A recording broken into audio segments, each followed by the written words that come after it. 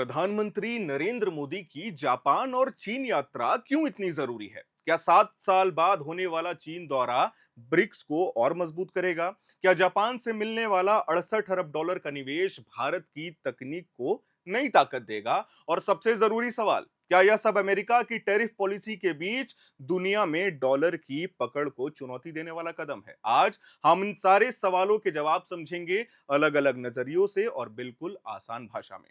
प्रधानमंत्री नरेंद्र मोदी शुक्रवार को टोक्यो पहुंचे। यह दौरा 29 और 30 अगस्त तक चलेगा। वहां वे जापान के प्रधानमंत्री शिगेरू इशिबा से मुलाकात करेंगे। रवाना होने से पहले मोदी जी ने कहा कि यह दौरा भारत और जापान के बीच पुराने रिश्तों को और भी गहरा करेगा। लेकिन यह दौरा सिर्फ सांस्कृतिक या पारंपरिक रिश्तों के लिए नहीं है। हम आपको बता देना चाहेंगे, इसका बड़ा मकसद है निवेश, नई तकनीक और सुरक्षा सहयोग। जापान ने यह साफ कर दिया है कि वह अगले 10 सालों में भारत में लगभग 68 अरब डॉलर यानी कि करीब 10 ट्रिलियन येन का निवेश करेंगे।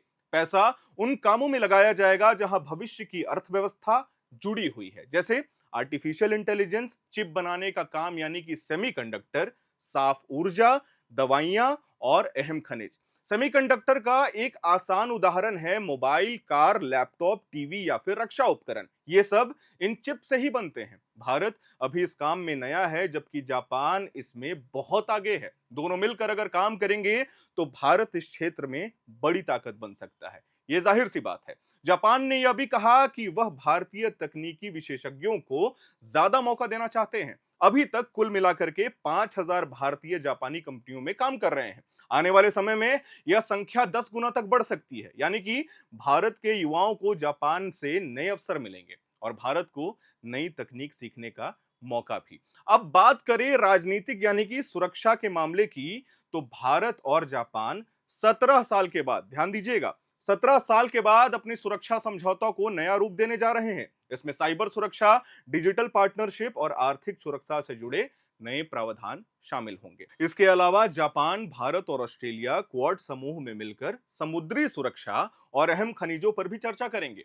यह इसीलिए भी जरूरी है क्योंकि हिंद प्रशांत क्षेत्र में चीन की गतिविधियों पर लगातार चिंता जताई जाती है। यह जापान के साथ होगा, चीन का दौरा उनका बाद में होगा। भारत और जापान की दोस्ती का एक बड़ा उदाहरण Mumbai Ahmedabad bullet train project भी है। इस दौरे में इस पर भी चर्चा होगी। अब नजर चीन की यात्रा पर डालते हैं, जो कि सबसे जरूरी है। प्रधानमंत्री मोदी 21 अगस्त और 1 सितंबर को चीन के तियानजिन शहर में जाएंगे। वहां वे शंघाई कॉरपोरेशन ऑर्गेनाइजेशन यानी कि एससीओ की बैठक में हिस्सा लेंगे। यह दौरा खास इसीलिए है क्योंकि मोदी जी लगभग 7 साल के बाद चीन जा रहे हैं। वहां उनकी मुलाकात चीन के राष्ट्रपति शी जिनपिंग और रूस के राष्ट्रपति व्लादिमीर पुतिन से होगी। यह ऐसे समय में हो रहा है जब अमेरिका ने भारत पर भारी टैरिफ लगाए हैं। इस माहौल में भारत का चीन और रूस के साथ बैठना अपने आप में अंतर्राष्ट्रीय स्तर पर बड़ा संदेश देता है। खबर यह भी है कि चीन भारत की जरूरतों को देखते हुए उर्वरक और रेयर अर्थ मिनरल्स पर लगी रोक में ढील दे सकता है, जो कि बहुत रेयर है।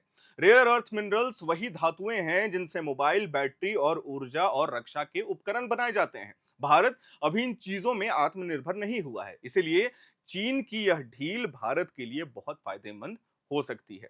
एससीओ की बैठक में आतंकवाद, व्यापार और क्षेत्रीय शांति पर चर्चा होगी। यहां भारत यह भी दिखाएगा कि वह एशिया की राजनीति और सुरक्षा का अहम खिलाड़ी है और हमेशा से रहा है। अब सवाल है कि क्या यह ब्रिक्स को मजबूत करेगा?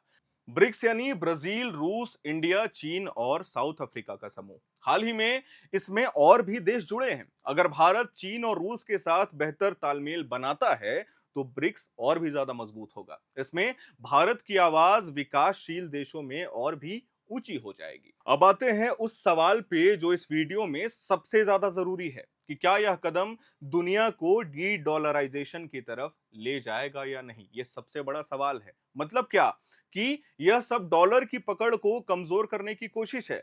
अमेरिका ने जब भारत पर टैरिफ लगाया तब भारत ने दूसरे विकल्पों की ओर देखना शुरू किया, जापान से निवेश और तकनीकी मदद, चीन से एससीओ देशों से व्यापार, ये सब मिलकर दिखाते हैं कि भारत अपनी अर्थव्यवस्था को और मजबूत और विविध बनाना चाहता है। अभी इसे सीधे डी डॉलराइजेशन कहना बहुत जल्दबाजी होगी, लेकिन इतना साफ है कि भारत अब किसी एक देश या एक मुद्दे पर पूरी तरीके से निर्भर नहीं रहना चाहता है।